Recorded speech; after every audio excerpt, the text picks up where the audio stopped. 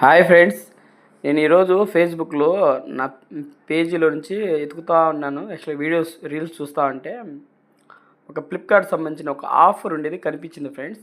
ఈ ఫ్యాను ఇది 400కే ఉన్నింది. సరే 400 కదా, కొనుక్కోవచ్చులే, 400కి ఏమొస్తుంది. యాక్చువల్లీ రీసెంట్గా ఒక ఫ్యాన్ పర్చేస్ చేస్తే 1400 ఉంది, 400 కదా అని చెప్పి నేను ఆశపడి అక్కడికి వెళ్ళి పేమెంట్ కూడా చేశాను ఫ్రెండ్స్. నేను పేమెంట్ దగ్గరకు వచ్చేకాడికి ప్రాబ్లం అయితే నాకు బాగా కనిపించింది ఫ్రెండ్స్. ఇది ఫేక్ వెబ్సైట్ అని. ఎందుకంటే మనకు మర్చెంట్ కొట్టగానే ఫ్లిప్కార్ట్ కాకుండా సయ్యద్ అనే పేరు అయితే వచ్చింది. యాక్చువల్గా నేను మొత్తం పెడతాను, మీరు ఒకసారి చూడండి. ఈ ఫ్యాన్ ఫ్రెండ్స్, ఈ ఫ్యాను నేను అసలుకి ఎందుకంటే మోసం ఎలా జరుగుతుందో నాకు పర్టికులర్గా ఇలా తెలిసింది.